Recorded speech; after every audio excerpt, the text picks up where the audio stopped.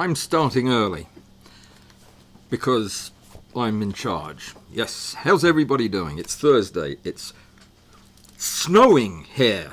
It's snowing in Middle-earth. It's horrible, wet snow. Yeah, it's been falling out of the sky since last night. Oh dear, I thought they were joking. But anyway, it's 11/21/24, November, I think. And today we're talking about crystals and a new twist on crystals.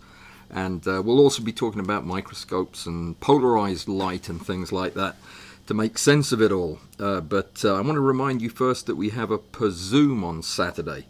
If you are a Patreon member, then please come to per Zoom. It's going to be a lot of fun. I'm not exactly sure what I'm doing. I've written it down, though, somewhere, and I'll find my note, so that's what we're going to do. And right after that, we have Tangent with myself and Larry. And I'm not sure what we're doing then either, though I have a lot of printed stuff that I can bring if Larry wants me to.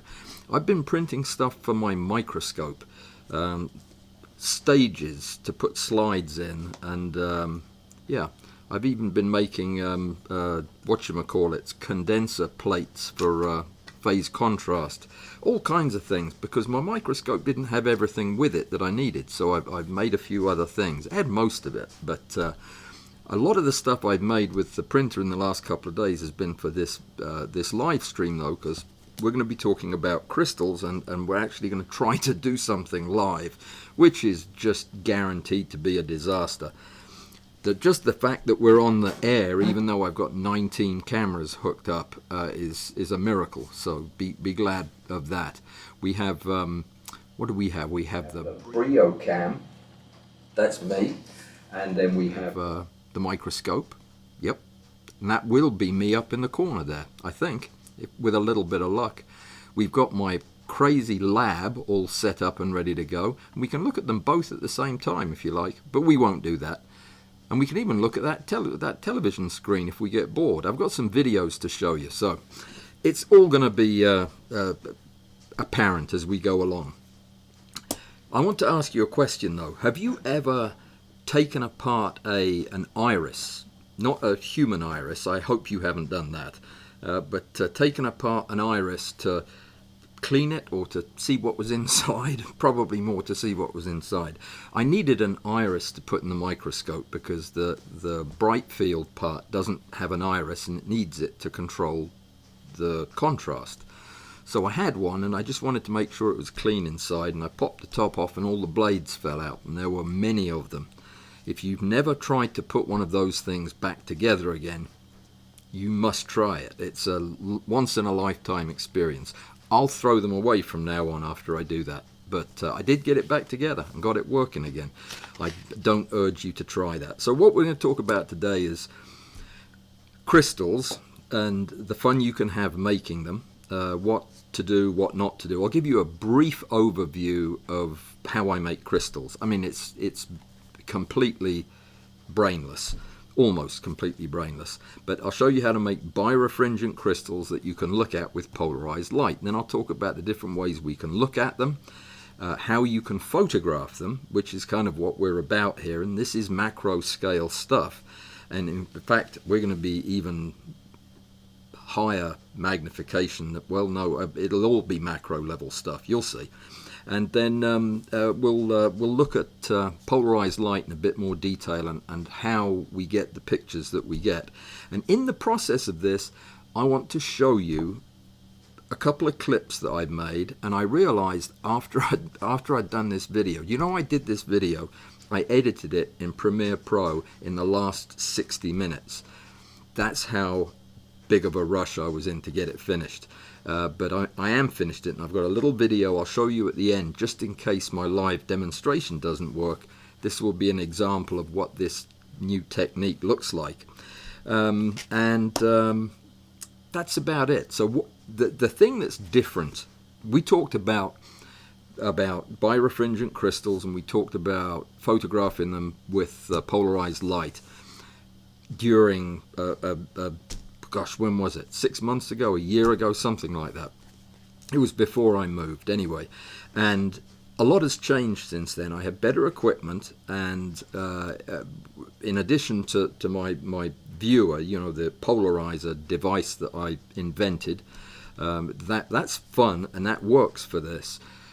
But the microscope is a little bit fancier, and in fact it's really incredible, and the pictures it makes are tremendous. You don't need a microscope to do any of this. You can make crystals and you can look at them with a magnifying glass and 2 pieces of plastic polarizer, which you can get by smashing your television screen and taking them out, or you could buy them for $5 on Amazon. And you don't need anything fancy to do it. But we're going to be using something very fancy to do it today. We're going to be using my nice new microscope. And the thing that I want to show you that's different is not just the microscope, and not just that we're doing it at high magnification so you get to see all of the action, but what I discovered quite by accident, well, kind of by accident. I made some crystals like I did this morning for you.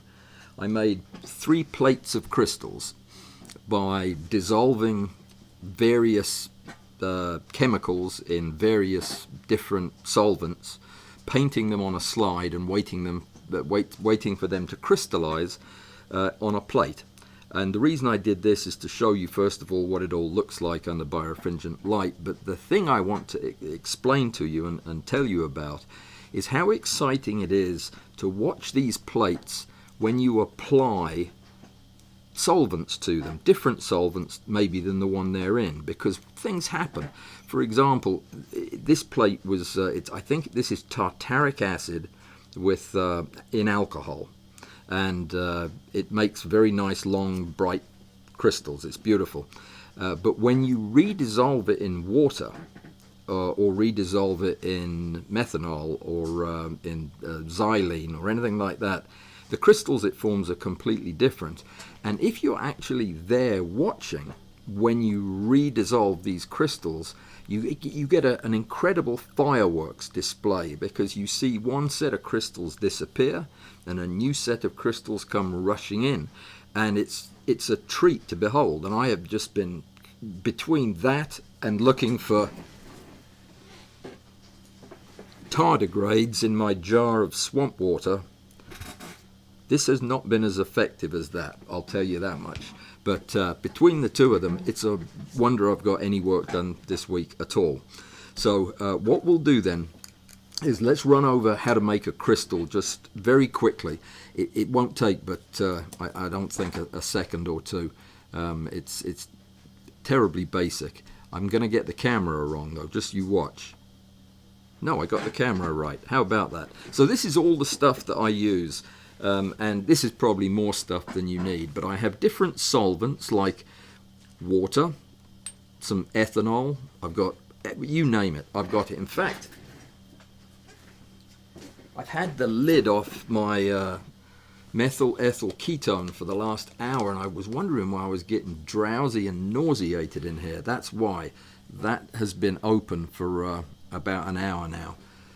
Don't do that. When you're doing this, you must be careful, because a lot of this stuff's flammable, some of it's poisonous, and when you're mixing together chemicals and you're not exactly sure maybe what they'll make, you just got to be careful. And yeah, I'm going to say that again, I'm sure, before we go. You're going to need some slides.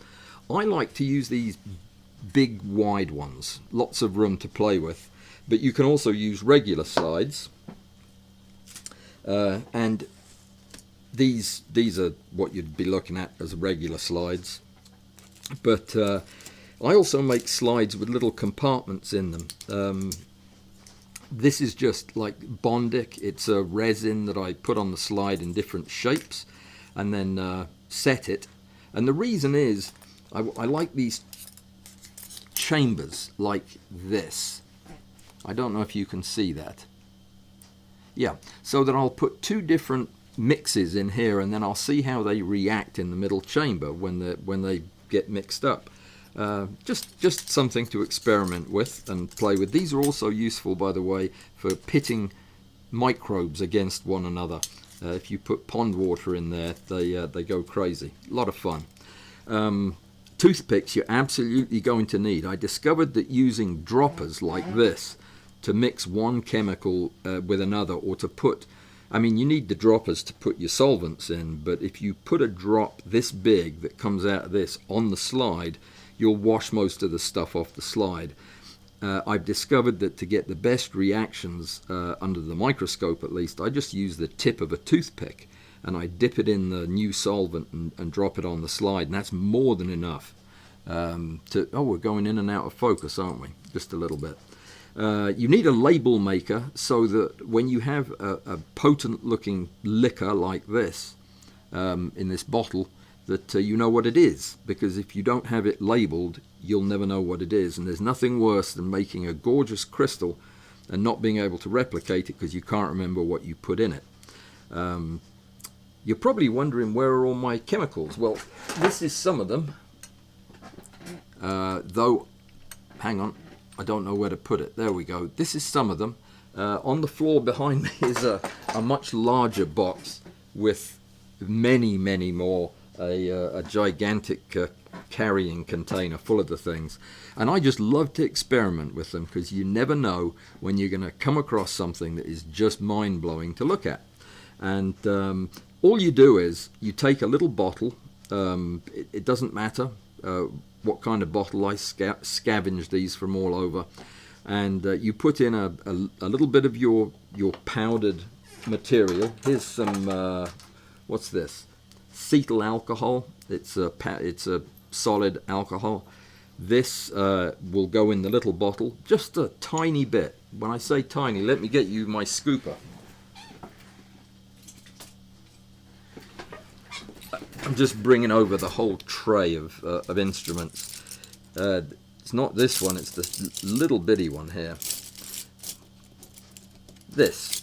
So that's about how much I'll put in one of these little bottles, a scoop that size. And then I'll put in enough solvent to dissolve it. I will oftentimes warm the solution with a spirit lamp, an alcohol lamp.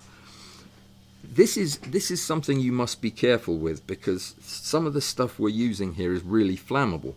So you don't want to be warming a liquid that's going to burst into flames. So know what you're doing if you're going to use fire. Otherwise, just use something warm like your hand.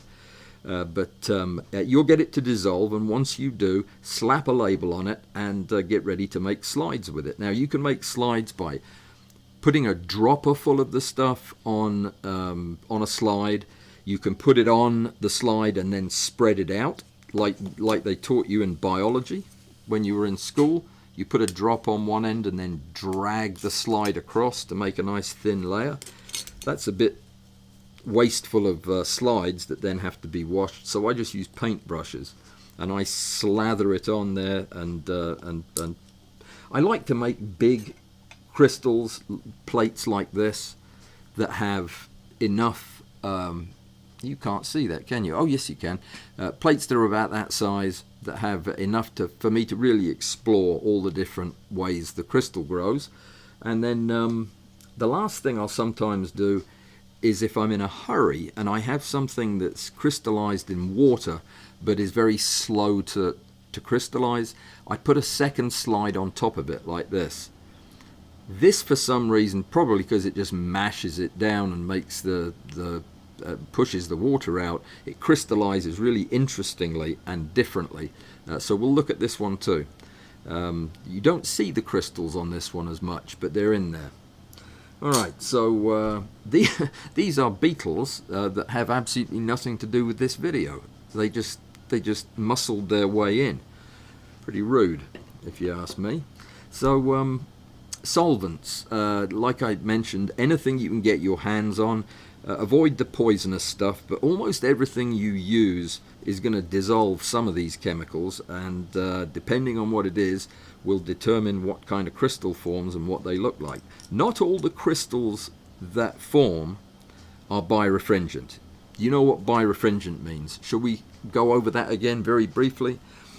Birefringence is when a crystal structure, in this case a crystal structure, it doesn't have to be a crystal, it can be other materials, but when a crystal has more than one refractive index, meaning when the light hits it, it doesn't just bend one amount, it bends two amounts and creates two new kinds of light coming out, different colors. The thing is, if you're using cross polarization, you can only eliminate one of them, and the rest of it, the birefringent part, you can see even though the rest of the field is pitch black. Let me show you what I mean by that. This is on the microscope now with the light on full power, but there's no light getting through because only the birefringence is showing up from the polarized light. So we're seeing just the extra light, if you will, and that's what we're interested in finding. My microscope will create modified light in several different ways. It has a phase contrast ability to create. It's complicated, but what it does is it also messes with the light to create the illusion of three dimensions. I also have a thing called Hoffman modulation contrast, which is another way of modifying the light so that it's coming across the specimen and creating what look like shadows. But it all works beautifully, but nothing works for crystals like this does. And I'll show you when we get to the microscope what crystals look like under these different kinds of lighting, because you may want to look at them when they're not birefringent, which you can easily do. You can use all of the objectives on the microscope that I have for the different kinds of contrast with just regular bright field, or in this case with cross polarization. The way you cross polarize is by having two pieces of polarizing material, one of them up at the light source, one of them at the objective, and when you turn those at 90 degrees to one another and they're perfectly out of phase, that blocks all the light and the picture goes black, and only something birefringent will show up, and it'll show up usually in bright colors.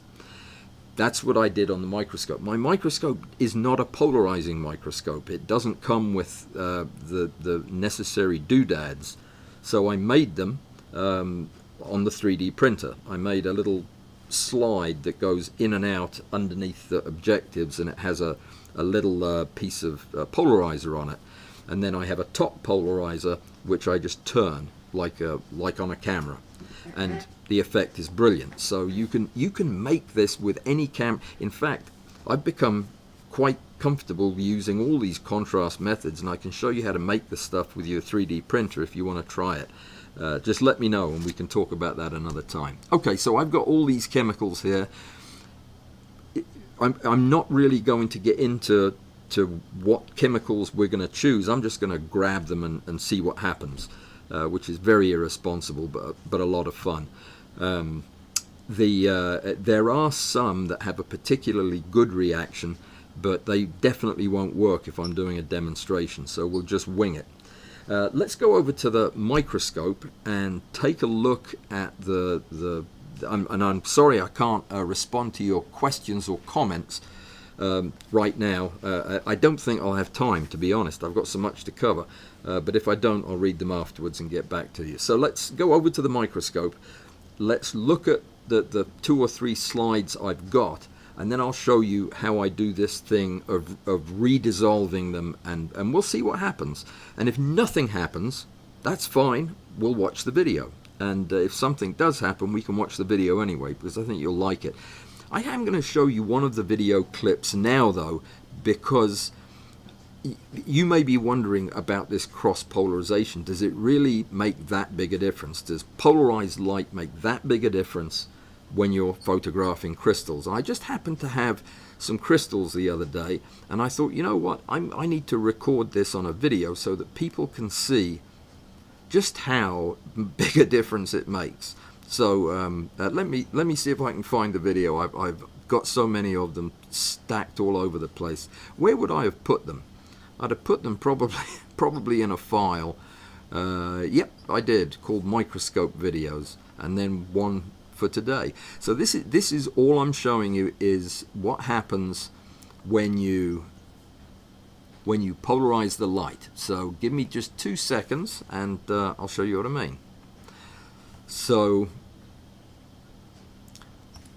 hang on, I just covered up, I did this again, I covered up my screen so I couldn't press the button. So let's have a look at this, shall we? This is a crystal, believe it or not. It looks like a peacock feather, but it's a crystal. And what I'm doing is I am turning the polarizer through a full range of angles, and watch the colors change. Why is nothing happening? Oh, there you go. That's just by changing the polarity of the light. So these crystals are insanely birefringent. That is absolutely beautiful. But I've got 1 or 2 more that are even more dramatic, if you can believe it, than that. One of the ways that you can actually augment contrast when you're using a microscope is to take advantage of birefringent material and to use polarized light. It really only works well if the material is birefringent, but let me show you how well it can work. This next one is fairly unbelievable to me, and I was the one that was there and shot it, so we're going to do the same. All I'm doing is turning the top polarizer on my microscope, and that is a sheet of crystals that I formed on a slide, and I'm just slowly turning it around, and we're getting close to extinction now. Gosh, I really was turning it a bit slowly, wasn't I? But look what happens as I extinguish all the light and only the birefringent stuff shows up. Does that even look like what we were looking at a minute ago? Not at all. And that's the beauty of using cross-polarized light in this kind of application. It's just tremendously exciting, and you never know what you're going to get. Isn't that amazing? Watch, I think it goes all the way back to... No, it's finished. Okay, all right, not to worry. I've got one more. This one is similar to the first one, but I think the colors are nicer and a bit more striking. So let's have a look at this one. Same thing, just turning the top polarizer. And you see this three-dimensional structure just appear out of nowhere, as if it's not even the same material, but it is. So this is what we're going to be doing in real time in just a second with the crystals that I've made, and then we'll see what happens when we dissolve them. Do you want to watch a crystal growing, by the way? Seeing as we're on a roll, this is not a good picture, but it's one of my favorite crystals. I can't remember what it is, though I did write it down. Look at this thing. Again, it's using, this one's at 40 times magnification using cross-polarization. Watch that crystal. Sorry about the changing the light. I was looking for the best contrast. And then it started growing on me, so I stopped fiddling with it and just filmed it. Could have trimmed this a little bit better, I think, but... Or maybe I trimmed it too much. You know what I'll do? I'll speed it up manually. See how that thing grows? That is impressive. My goodness, that is so much fun to watch in real time as these things grow, because some of the shapes are just mind-boggling. You have no idea where they're coming from, the shapes and the colors. Well, let's look at these. Look at these crystals under the microscope. As soon as this guy gets finished, I'll speed him up again. Look at that. Just amazing. Anyhow, that stuff is a lot of fun. So we'll go look at these slides that I've got. Then we'll try remelting a few of them with different solvents, and we'll see if we can get an interesting enough reaction to video. Now, I have my camera hooked up to hang on, I'm moving the other video over there so I don't lose it. I have my camera hooked up to the microscope, so you're seeing directly what I'm seeing. I normally use a monitor behind my microscope, but I won't be able to see that. So you'll be the one that's seeing what's going on, not me. That's going to be a problem, isn't it? Okay, not to worry about it. So this is what we've got now. This is one of the slides I made this morning, and I hope you're going to be able to hear me. I'm using a microphone on this camera. If you don't hear me, yeah, that's a problem. But let me show you what we've got on this slide. This one is a mixture of vitamin C and tartaric acid. I'm going to drop the power on the microscope down to 4x so that we can see more of it. Sometimes when you change the power, it changes the way the light polarizes, and you have to readjust it. So I'm turning it to extinction again so we're completely crossed. Can you hear me?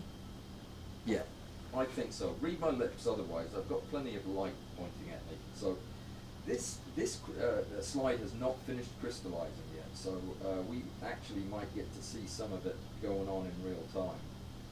And we'll just look around, see if we can find something interesting that we want to remelt. But we'll look at the other slides too. This one's not particularly interesting. Ooh, that one is though. Let's look a bit closer. Now I'm using different kinds of objectives, but they're all fine to use with polarized light like this. There are other adjustments that I can make to the way that condenser's positioned and other things that will improve the picture as we go along, but we won't worry about that for right now. So let's see. You can tell that my light's not very even with this objective. I don't know, that's me not doing a good job of setting it up this morning, I think. I was in a hurry. Did I already say that? The slide is a bit boring. Oh no, there you go. Beautiful, beautiful crystal that is. You know, I don't particularly want to ruin that by dissolving it again. Let's look at that on the higher magnification, shall we? Look at that. It's like a sailing ship, isn't it? You're going to have to get used to me telling you all the things that these crystals look like, because they all look like something. That's beautiful. Can you see it? I hope you can see it as well as I can. I just get lost in this stuff. It is so much fun to do, and especially when you're watching these things grow in real time. That's the best part. Okay, so this slide is massive, and it's got acres and acres of different crystals on it. We'll look at those. They're completely different. Let's switch it out to one of the other slides I made, and I'll look at this one properly later. Alright, so this one I think is the tartaric acid. If you want a list of the things that are really, really birefringent and make colourful pictures, I'll put that probably in my blog post on Monday. I'll just list some chemicals that I like to use. I'm not a big fan of long spindly crystals. These must be contaminants in here. I don't know what that is. Yeah, this one's a bit on the boring side.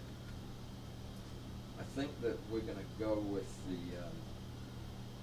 third one for our experiment. Alright, let's see. You know, I have two 4x objectives on this microscope, and one of them is better than the other.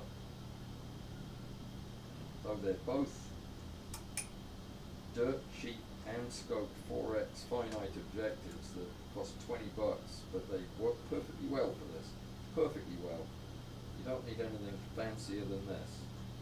And you can do this, like I say, with a magnifying glass. You can make these crystals, and then you can photograph them by propping them up and using your camera.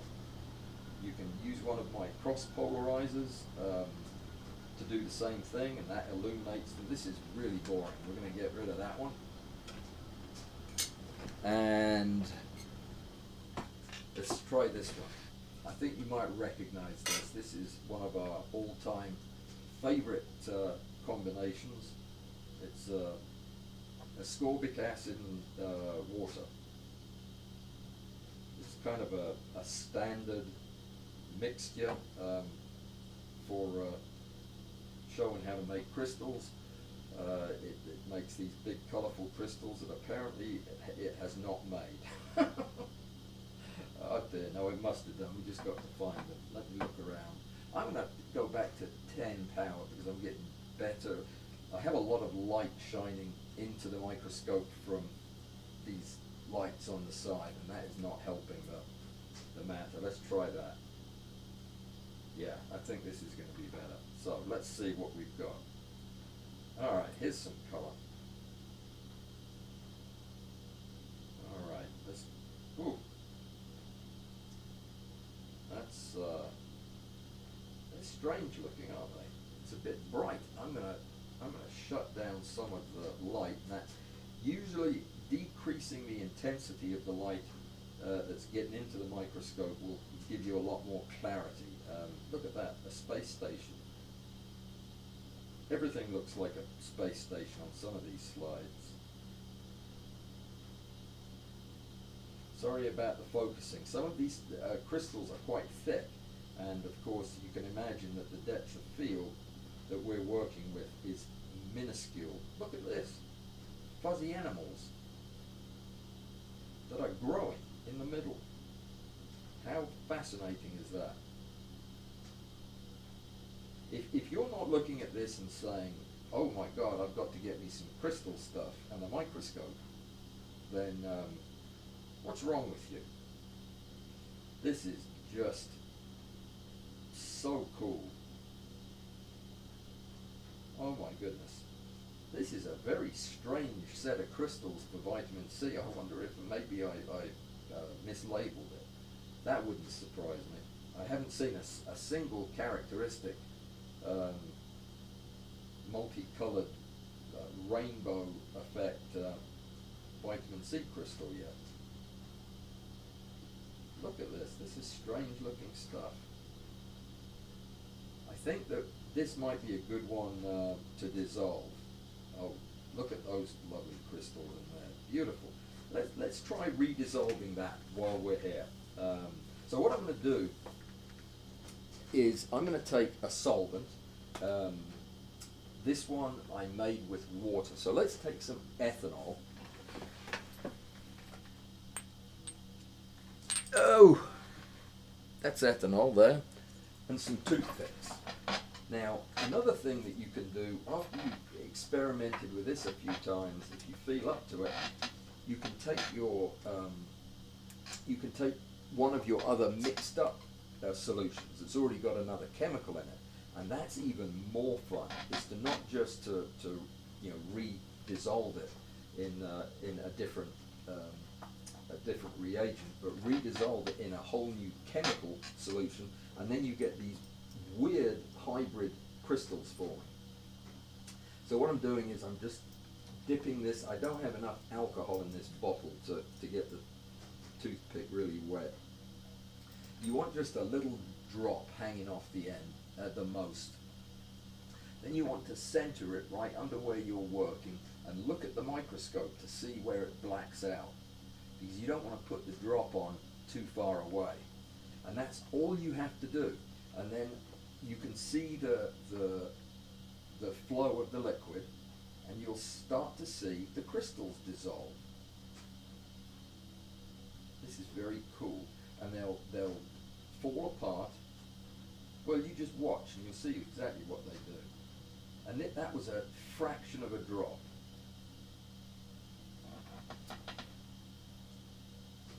And I just like to film this and see what happens next, because just like the first time, when this chemical goes into solution, it can only hold so much of the salt before it has to start recrystallizing again as the water or alcohol evaporates.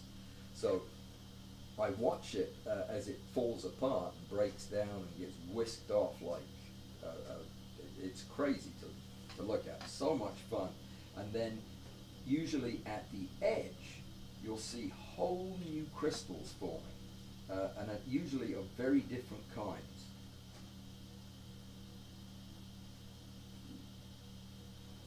This may actually go down in history as my first live stream demonstration where everything didn't go wrong yet. Look at that, looks like a coral reef. I love this stuff. It is so cool. Let's go find where it's trying to recrystallize, because what you'll see is if you go to an area like this and just hang out, what happens is crystals will start popping out of nowhere. It's just like stars coming out at night, and they'll multiply so fast. You've just got to see it to believe it, and then go do it.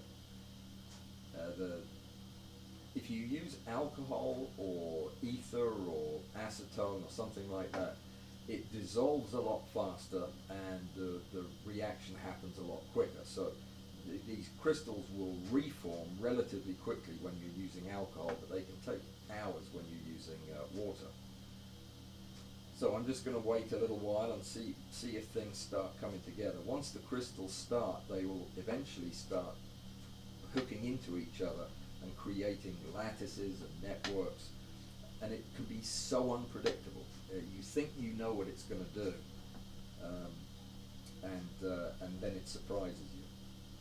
The thing is, though, just leave it alone. Don't be fidgeting with it and messing with it. Just let the light that's going through the slide, there's not very much light, but it is warming up the slide a fraction of a degree. So that's evaporating. Here they come now. Now that is so cool to watch. I'm not doing anything. I'm just sitting here like you, watching to see what happens next. And these crystals,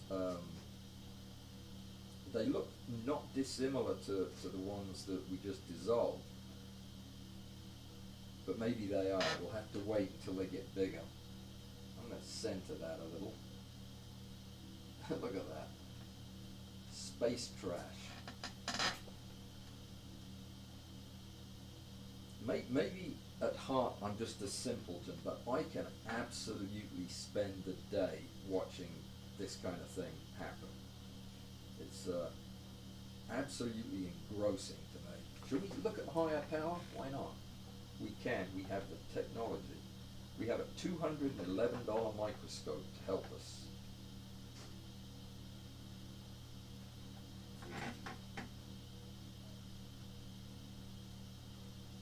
Boy, they form these pretty crystals, and then they get the fuzzy stuff on each end and begin hooking up into a mass here. Very interesting. I wonder if I can zoom in with the camera at all. Yeah. Let's look at one of these as it gets bigger. There's one. Yeah, you absolutely need to try this, and there are no limits. Just so long as you're not making poisonous gas by doing it, then and throw everything away and wash it up properly when you're finished. But you can use just regular household chemicals, sugar, salt, nitroglycerin, whatever you have lying around the house. They're growing a bit faster, aren't they? Everything, every one of these crystals looks like something. They look like sapphires to me. Gosh, and the white crystals are starting to look like diamonds, the way they're glinting there. Anyway, let's try going to a different area of the slide. Let's try dissolving it with another chemical. How well, we've got time. I've got to leave enough time for the video at the end. Though it looks like this is actually probably better than the video that I made, because that was really the first time I tried making a video with this microscope. This is much clearer and nicer. That's a good point. I might not bother showing the video at all.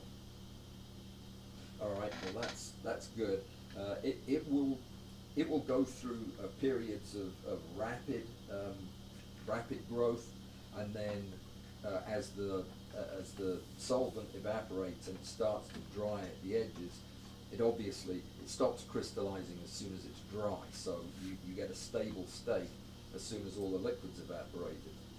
But it can go through a whole bunch of different changes before that happens. See how they're becoming very homogeneous. Look at those blue diamond things in the middle. Gosh, that's beautiful. And this was not what we had when we started.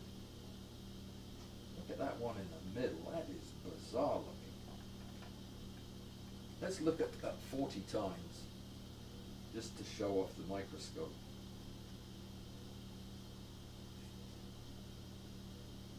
There is a problem with my microscope. It's not parfocal as it should be when I change magnifications, but I think it's the objective might be broken. Wow, this is at 400 times magnification. So these are tiny crystals. Beautiful. I hope you're getting to see all of this. Let's try another chemical. What do you want to try? Let's just grab one at random. Something with alcohol. Here you go. This is one of my favorites. This is vanillin.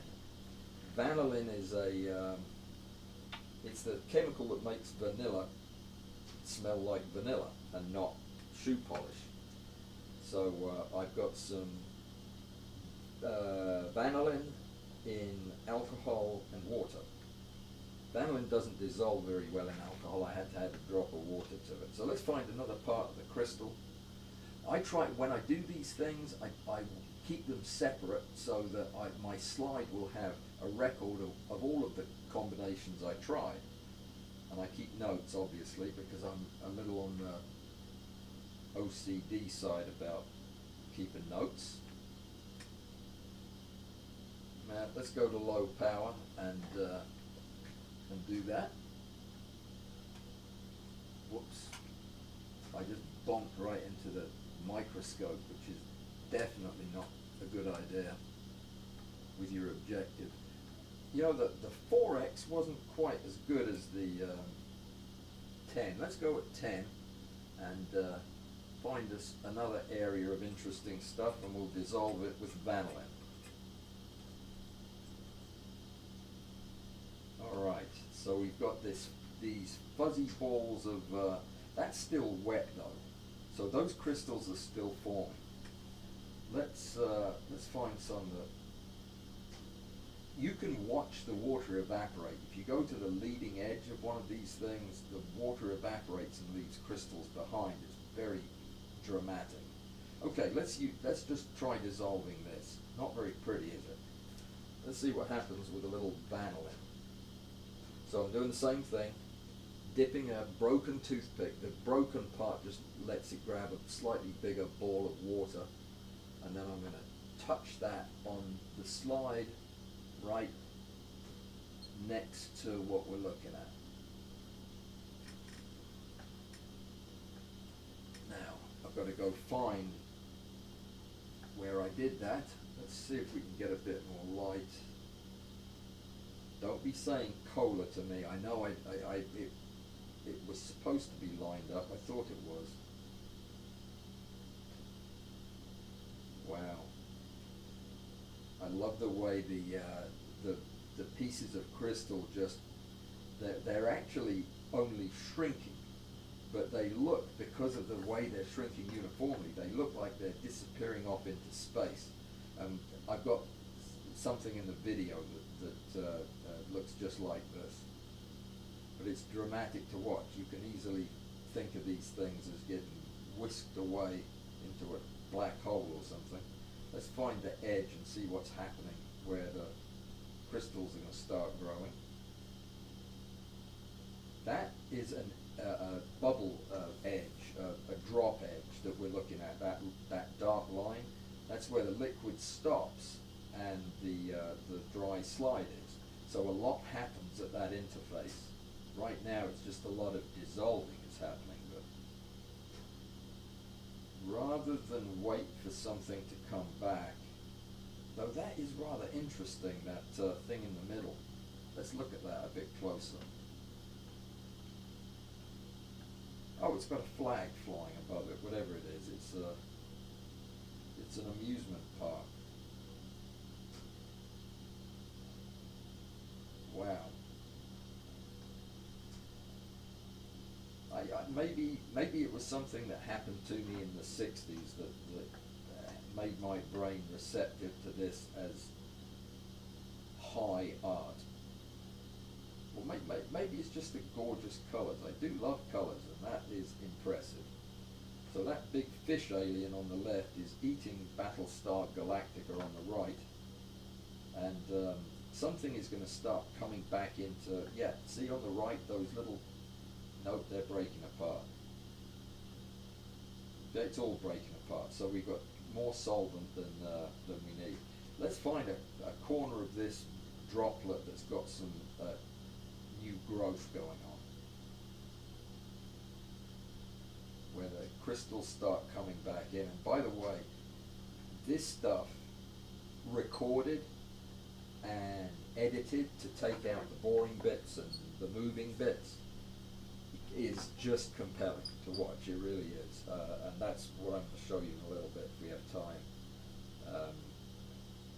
These aren't growing too fast though, are they? The other thing about this is that you really don't need to be in a hurry. Just letting the thing take a bit of time is fine, because some of the best crystals grow quite slowly. Here's one. What in the world does that look like?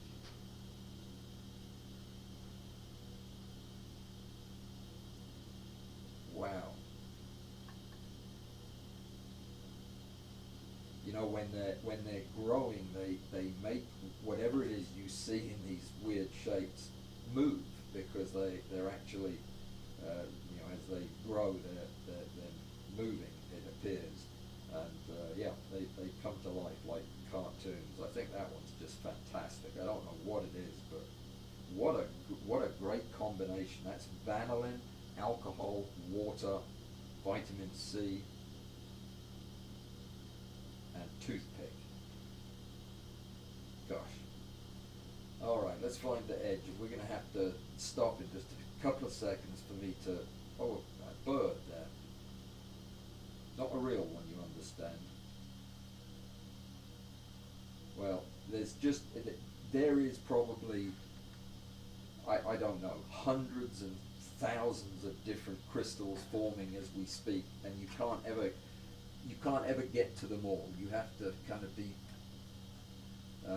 choosy about where you concentrate your effort and where you record. But oh, this is something new. So let's get back over to the computer, and we'll look at the video that I made. It's not very good, actually, looking at these gorgeous crystals. I would rather have done it with these. But you know, it's a work in progress. So I hate to tear us away from something that might be getting ready to happen in a spectacular fashion.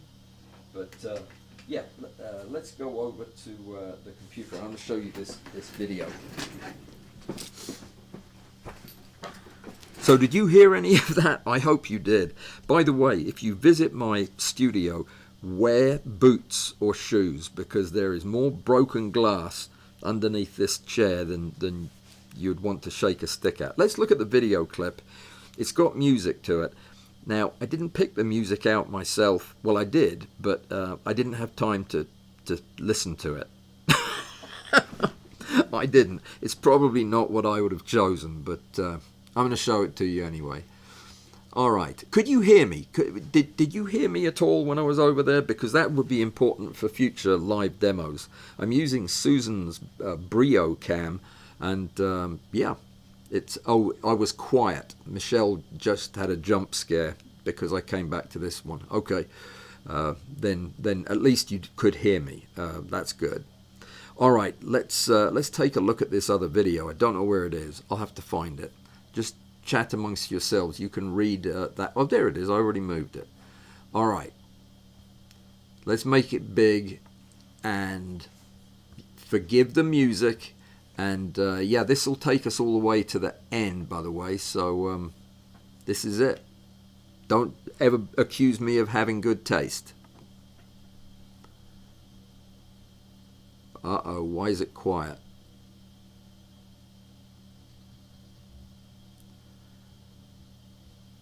That's not good. Ah, okay.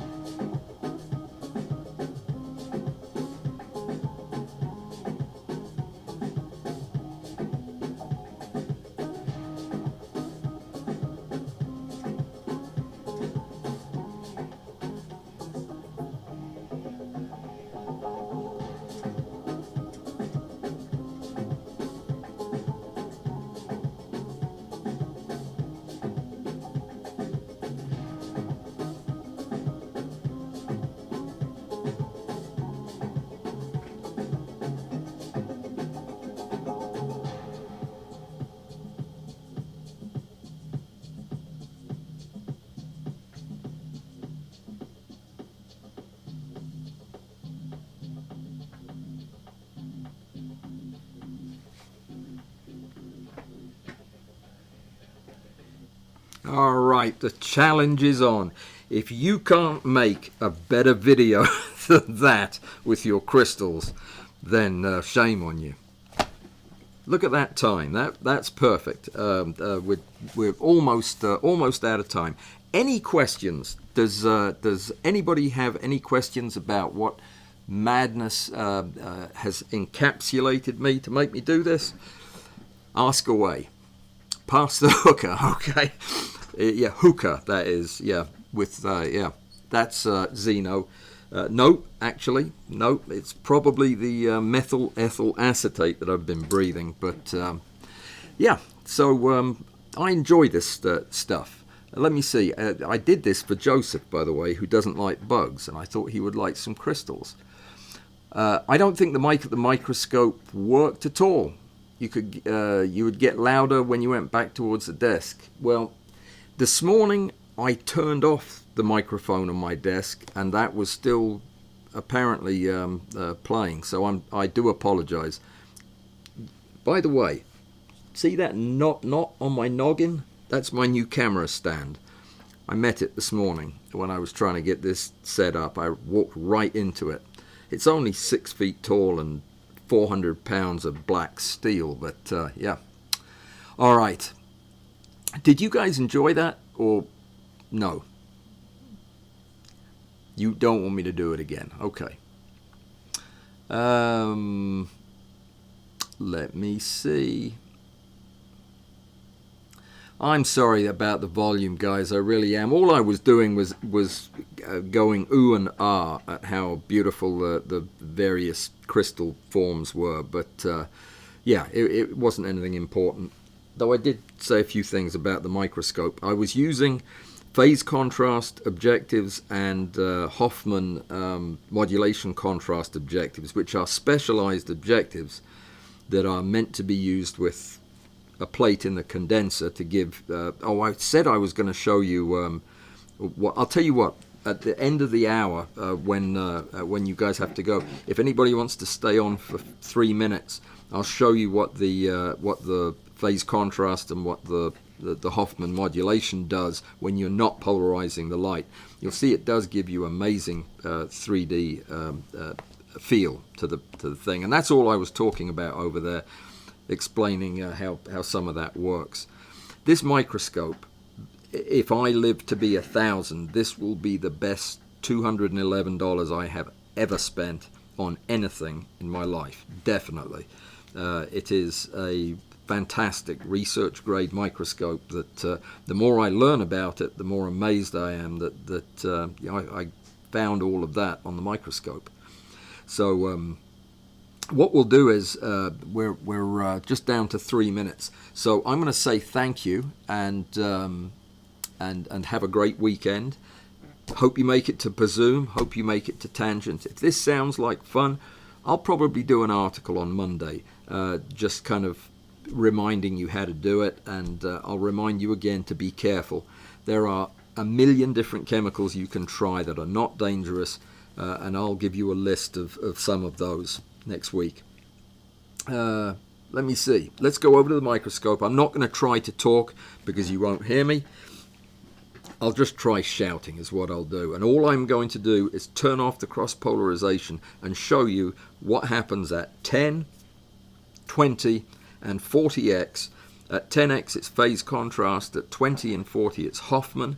And these are the way that you look at three-dimensional structures when you don't have polarized light or you're not looking at birefringent material. So that's all I'm going to say.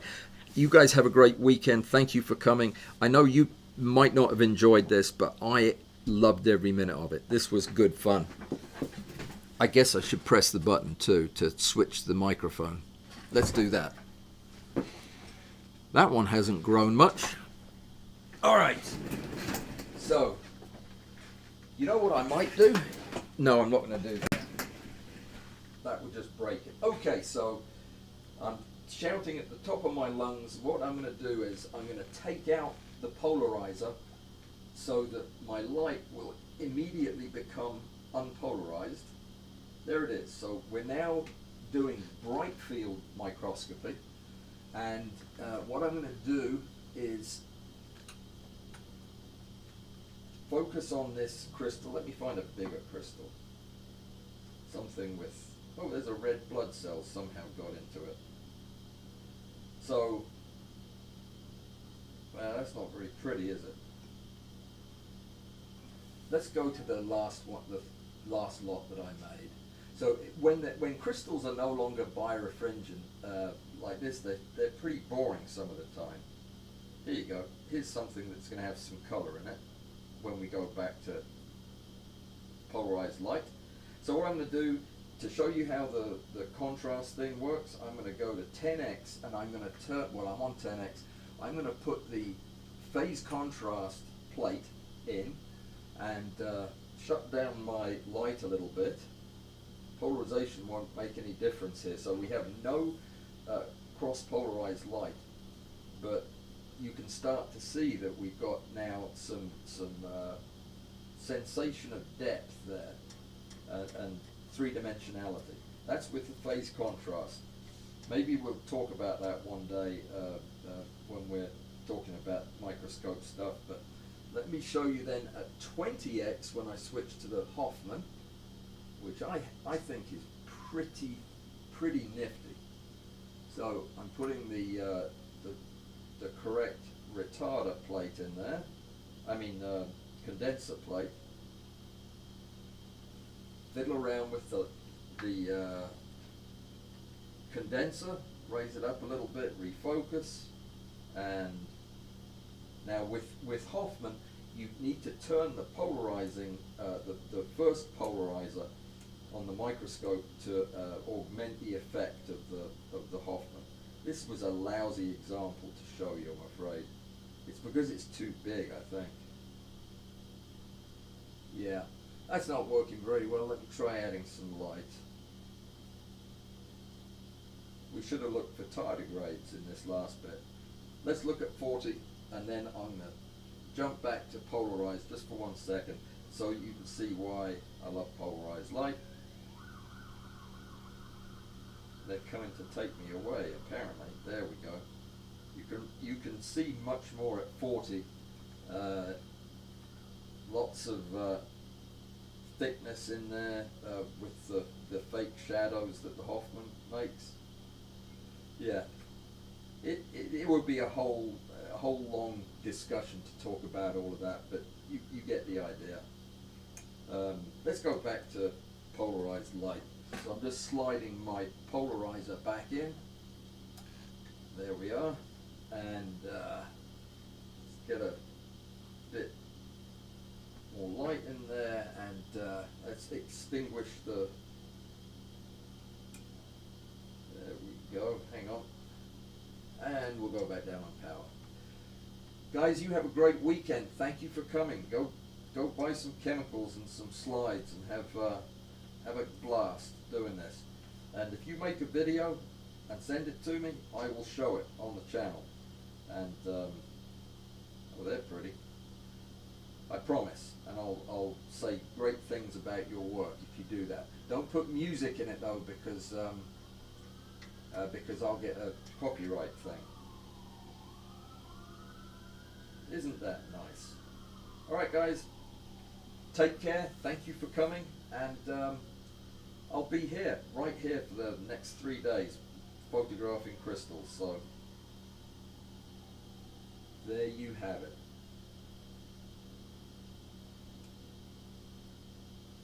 Oh, they're still forming.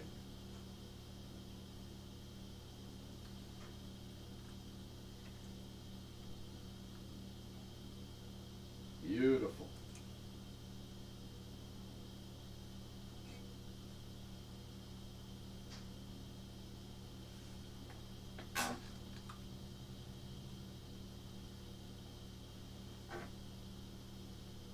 I think we'll leave it right there. Have a great weekend.